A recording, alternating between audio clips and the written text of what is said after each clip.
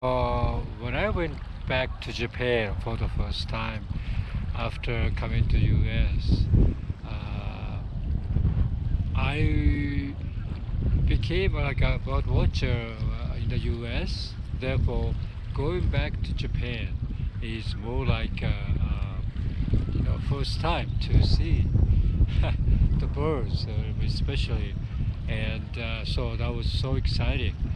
But most of the birds I kind of identified are very timid. I would say it's far away distance. They just notice that somebody's approaching and they fly away.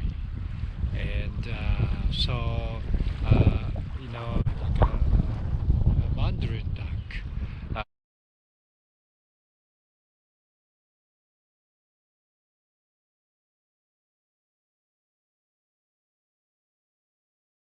Which I used to know. I had never seen before then. But I saw like hundreds of them on this particular river area, and but they just flew away, and but it was fantastic. And the kind of pigeon, which is the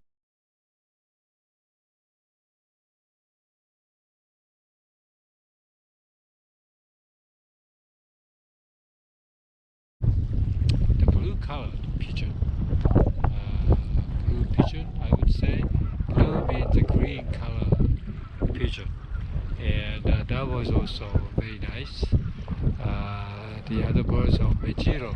Mejiro is the one that I went back to Japan for the first time, but I stopped by in Hawaii.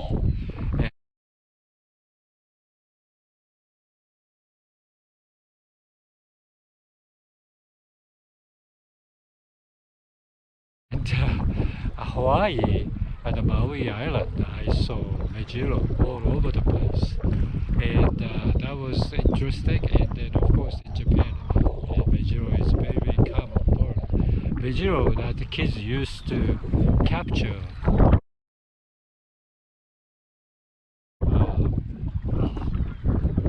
with this sticky plant-based glue thing on the stick.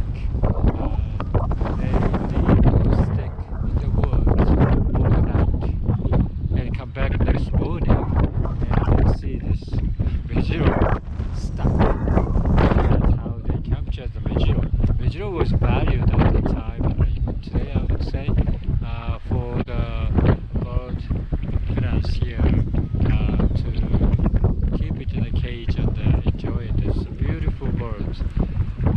So those things are very common. I think I see in the YouTube there's a lot of cherry blossoms blooming right now, but the Mejiro somehow comes to the cherry blossom and eat little buds, I think. That's what they're doing.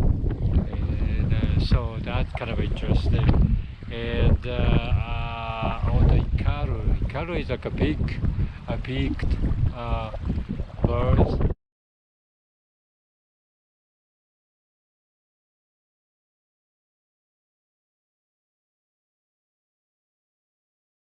that I only knew before the like a story of samurai story or something like that.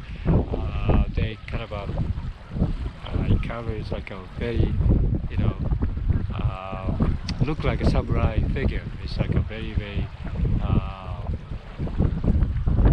I don't know, that looks to it, something like that. And so that's very common as well. And some of the birds I have to go to look for it. And some of them birds are very rare, and I couldn't see them. And the trip to Japan was wonderful to see the Japanese birds for the first culture to admire the nature. Tremendously admire the birds, for example, and they have lots of old classic literature or songs about those birds. And I always wondered what kind of birds that is. But if you're not a bird watcher in Japan, you never see them at all. And so yeah, you have to become a bird watcher. That means you have to have a binocular and you really look for them. And I think fortunately today in YouTube there's a lot of bird watcher in Japan posting all these very fantastic bird video, which is very nice. I like to get back to bird watching sometimes because it's such a connecting device for nature. And I think whenever you see the nature, I think you're liberated to see those things in the wild, and you get this sense of connection, and you have this meaning of life type of philosophy from that. Many people in Japan are bird watchers, but also they also go to extreme that they have this tremendous equipment of camera and binoculars or the telescope even, and that shows those birds for a long distance. I think that's, if you get to that stage, I think yeah, the hobby becomes like a tremendously enjoyable thing. And but I don't become like that. I never become like a taken by those things too much. It's always halfway. My hobby is always halfway. It's just I get excited and I go some distance to look for those, but then again I get bored or I get kind of a little bit jaded and go move on to the other hobby. But then again, such a nice hobby, so it's worthwhile to come back to it. And I think I will come back. I have lots of books of the war birds, and I was collecting the stamps depicting birds of that particular country or something, and that way I could do about watching. But that hobby also went down, and I think the stamps are all over the place. Missing, I guess, my position.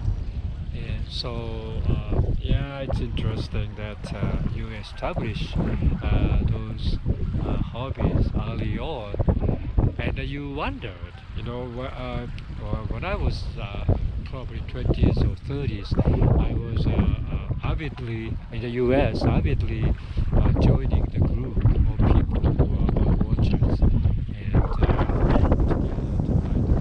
that's very beneficial because some people are more capable of finding interesting birds and so forth. So I joined all these things, and I really enjoyed it. But what I noticed is like, wow, I was only young person there. Most people are like a retired senior citizen type of people, and wow. So if I enjoy at a young age, you still keep on doing that when you are like getting retiring age. And I would say yes. I would say yes, but because I'm coming back, I would say.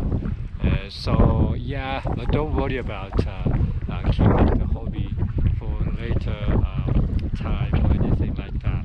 Because yeah, when you are hot, when you are interested, I think you should do that. That's what I think. Yeah. So while you are being able to do so, you are luckiest person because sometimes you cannot do all these things. You cannot walk, for example, and that's a tremendous growth for one person's life. And but that